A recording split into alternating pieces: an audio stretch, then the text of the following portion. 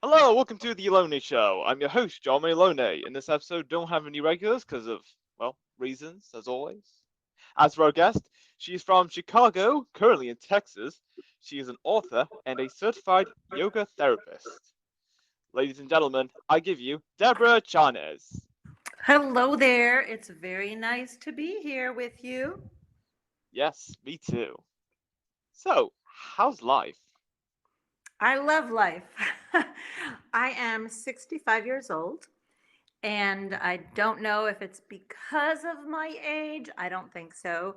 I or because of how I approach life, but I love life and I try to every day. I do every day. I don't try. I do every day. Keep notes of in a gratitude journal about what I'm thankful for. And I have so many things to be thankful for. Fabulous. So, how long have you been a sort of a yoga therapist for? Okay, well, first, I have been a yoga practitioner most of my life. As I mentioned, I'm 65 years old and I began yoga when I was a teenager. And I became a yoga teacher after the age of 50. And the reason why was because I knew that as I aged, I knew that typically when you age, everything goes downhill, right? And I didn't want that. So I Ah, chose yoga teacher training to boost my own personal health. I have a history of diabetes in my family, and sure enough, I was diagnosed as well. So I wanted to do whatever I could from a holistic standpoint, and I had always loved yoga. So I became a certified yoga therapist around 2010. And then several years later, I became a certified yoga therapist. It was, it actually took 3 years of additional training after I got my yoga teacher training certificate. So it may have been, I don't know, let's just say 2015. But I actually was one of the very first bilingual English Spanish certified yoga therapists in my region. wow, impressive. And out of the three jobs within yoga you worked for, which one did you enjoy working for best?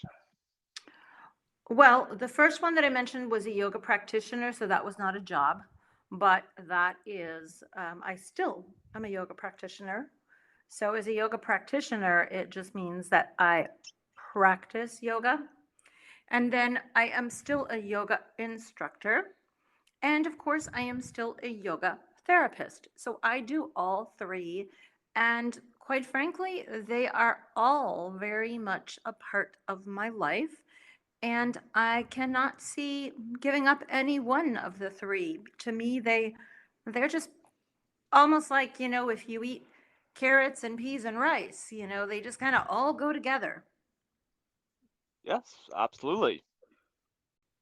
If you could live anywhere in the world, where would it be?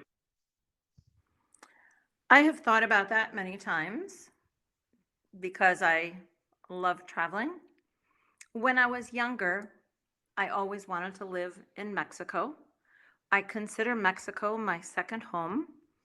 I have been traveling to Mexico by myself since I was 16 years old. And I went to Mexico with my family several times when I was younger than 16. I do have family in Mexico, and I went to college in Mexico. And my yoga teacher training was also in Mexico. And that was one of the reasons why I chose the yoga teacher training program that I did, just one of the reasons. So, in the past, when I was younger, I always thought, oh, I would like to move to Mexico and live in Mexico. More recently, I was interested in possibly moving to Nicaragua. And I did spend 2 years in a row working in Nicaragua.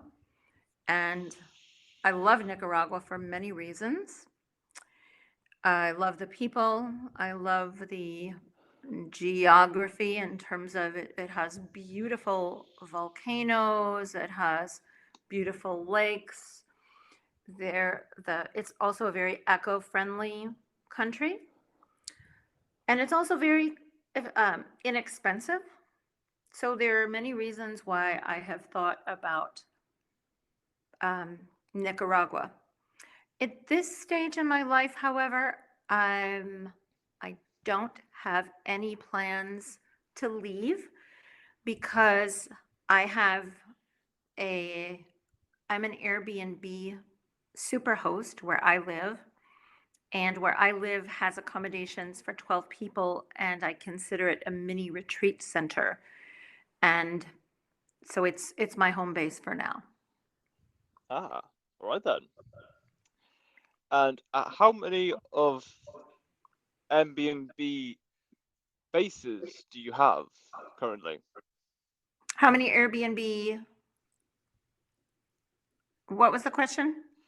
I said how many Airbnb bases or places you got, or Oh, okay. It's just the property where I live, but I am on more than 2 acres. And on my 2 acres, I have two buildings. One is only for two people. And then my other building is a house, a somewhat small house, but I can accommodate 10 people to stay in my house. all right then. Sounds good.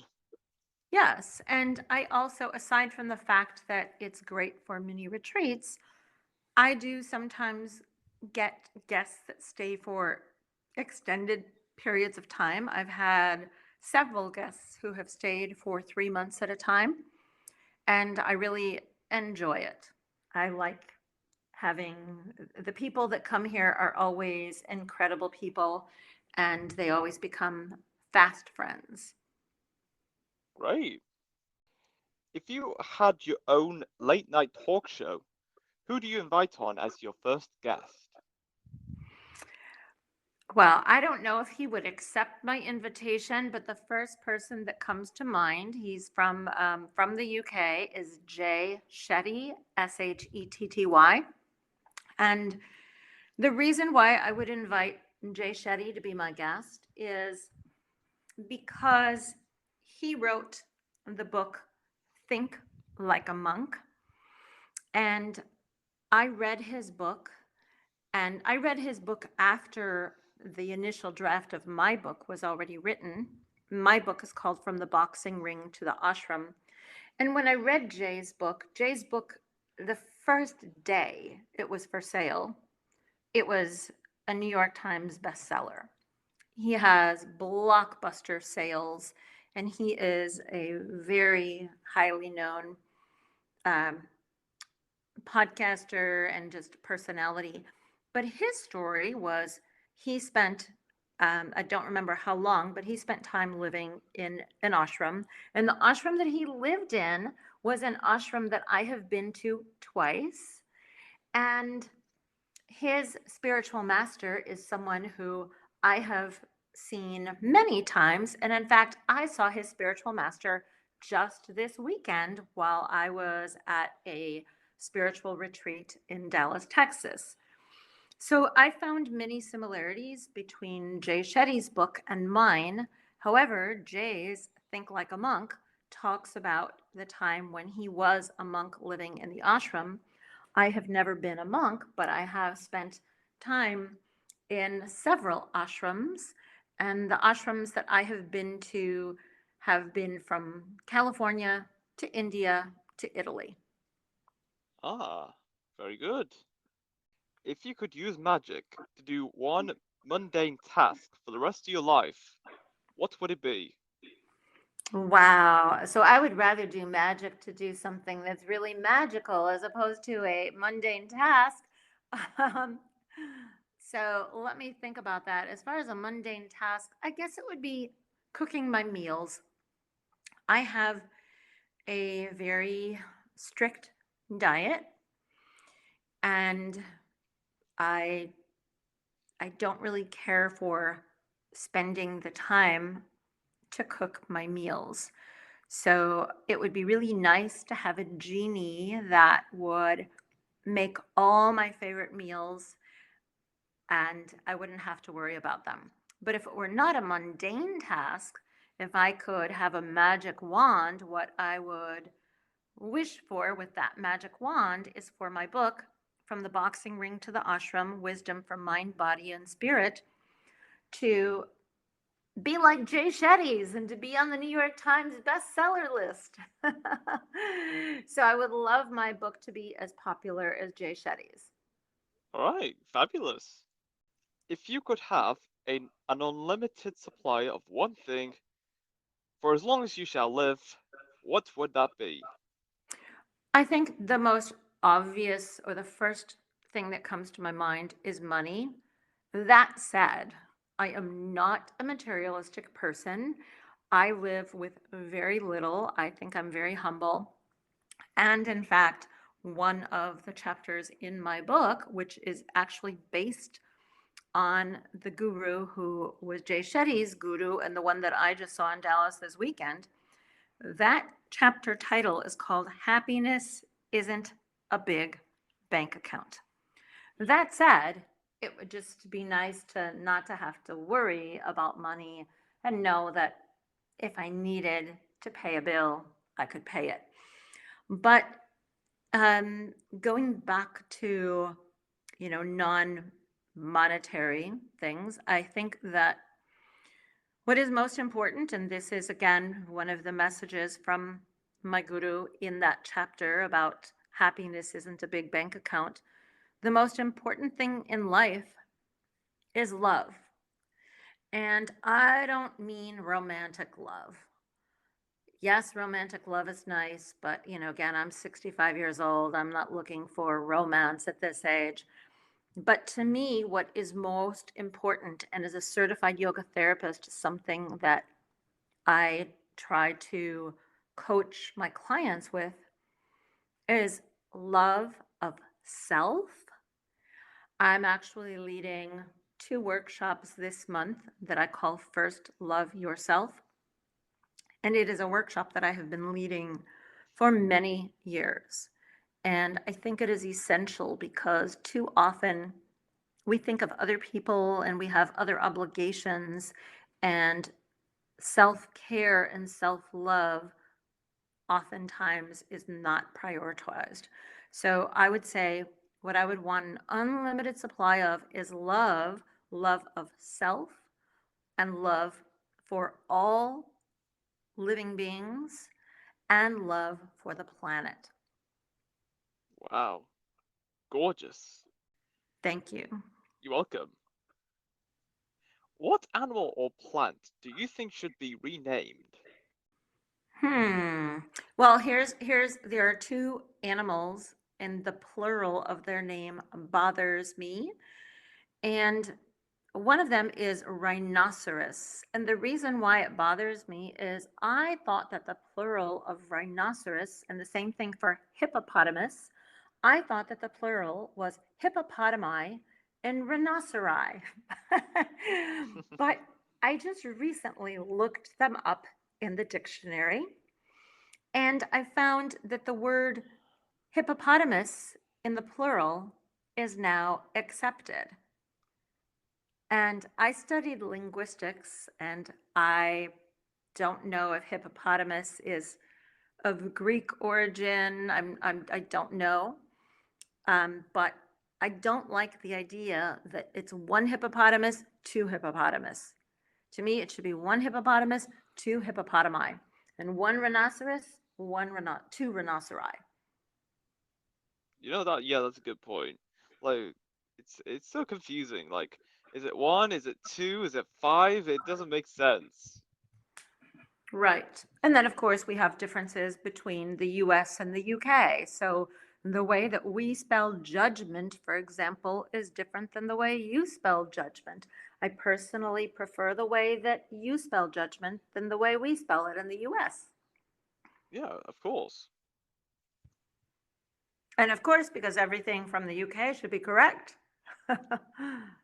Yeah, of course. What would a world populated by clones of you be like? Clones of me? Hmm. What an interesting question and a fascinating question. I would like to think that it would be a peaceful, loving world where everyone helps one another. Another one of the chapters in my book is about karma yoga. Most people are not familiar with karma yoga, but karma yoga is also called seva, S-E-V-A, and in English it translates as selfless service. The concept behind selfless service, and it's been something that I've been practicing for many, many years, is that we do things to help others without expecting anything in return.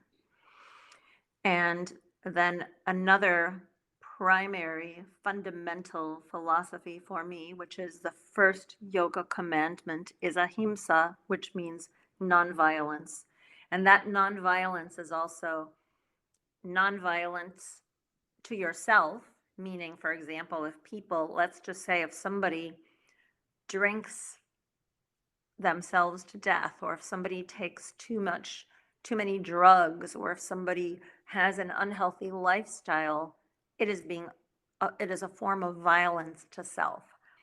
So ahimsa means nonviolence or do no harm to oneself, to other people, to any living being, and to the planet.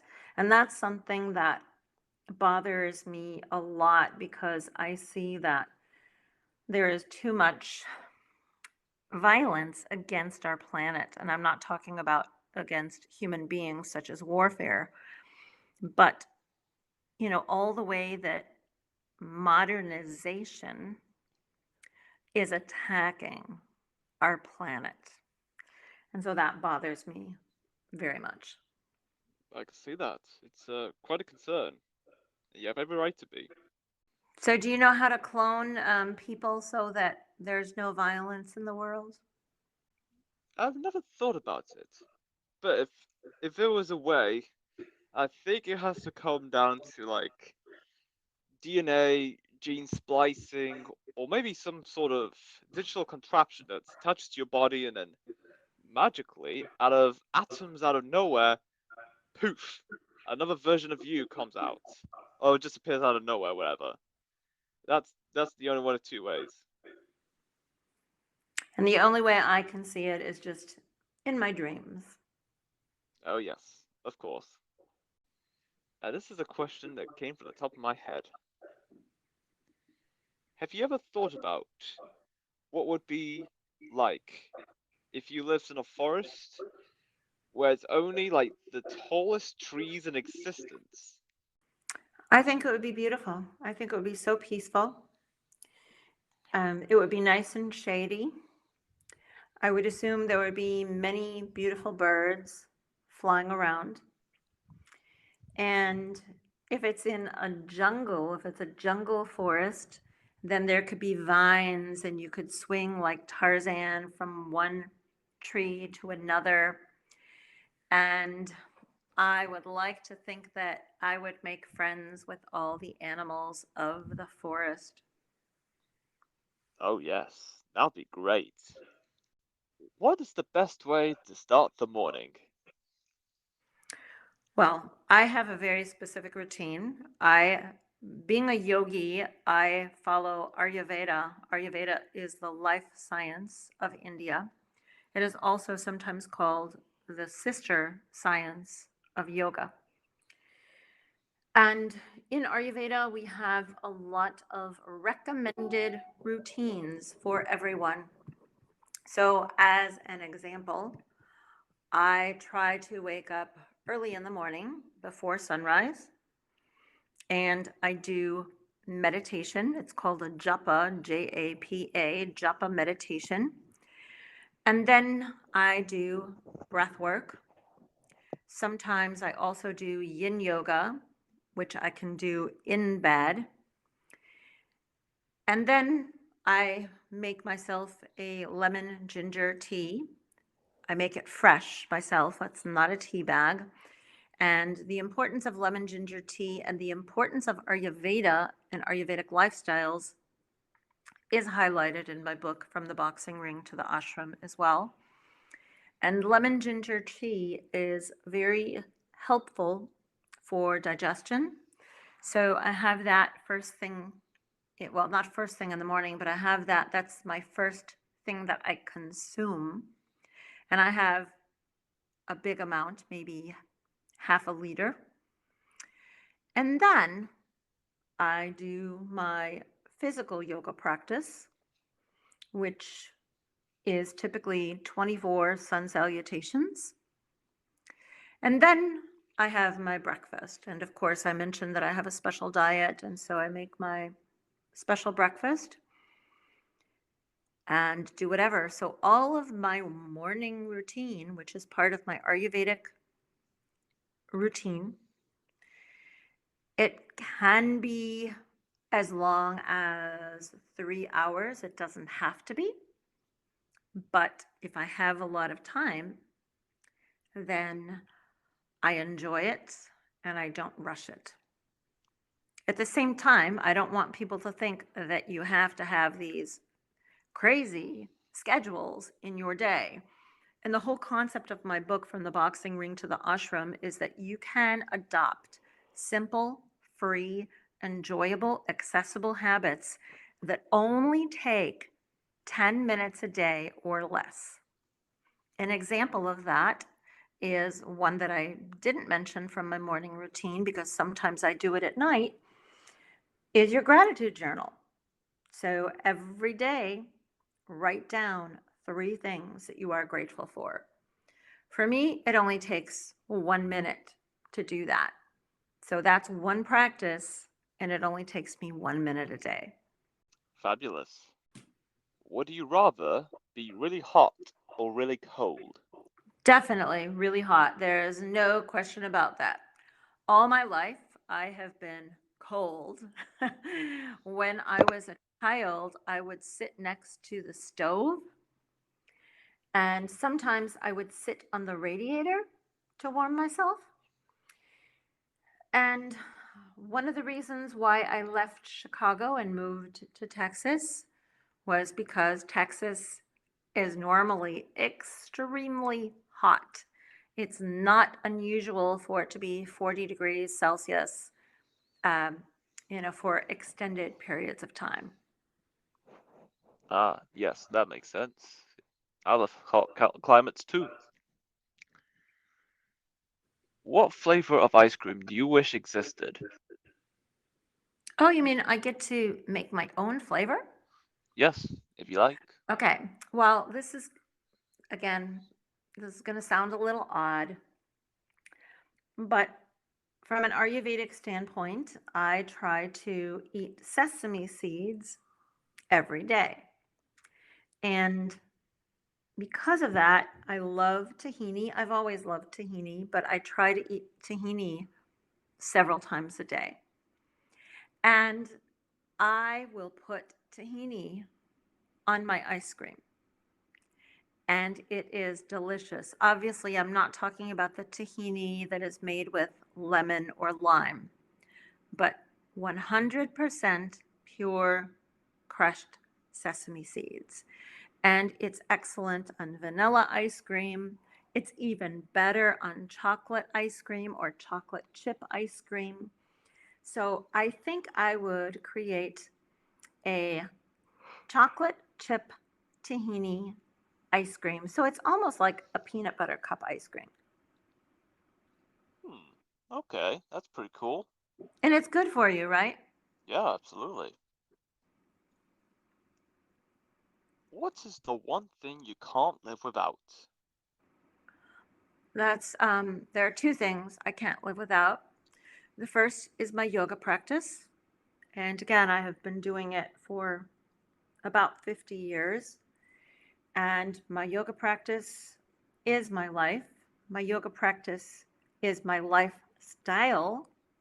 My yoga practice is what keeps me healthy. And of course, when I say yoga practice, I'm not talking about just the physical sun salutations.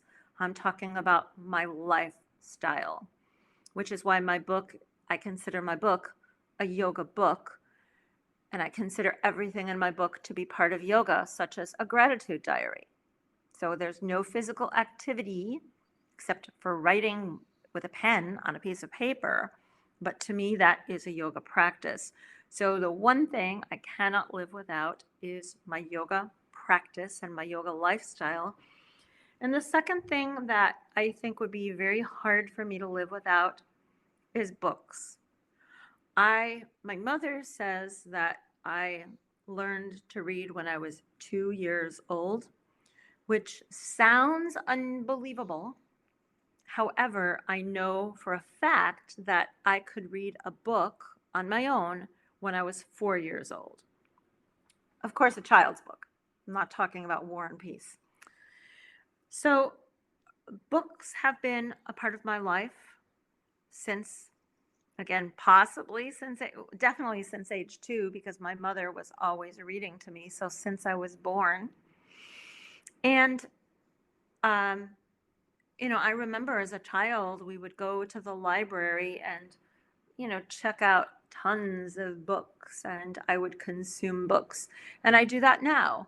I have been leading a weekly virtual book club on Instagram and on Facebook Live since March 2022, one book every week that I feature. And again, it's on Instagram under my name, Deborah Charnes, and on Facebook under my business name, The Namaste Council.